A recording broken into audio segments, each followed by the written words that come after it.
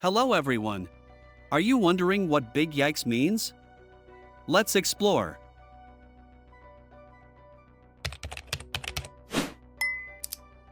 Big Yikes is an exaggerated expression used to convey embarrassment, awkwardness, or shock in response to a situation that is particularly cringeworthy. It amplifies the feeling of yikes, which is already a way to express discomfort or secondhand embarrassment.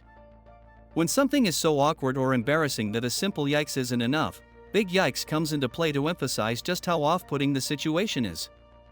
It's often used in reaction to social media posts, awkward encounters, or anything that causes significant discomfort.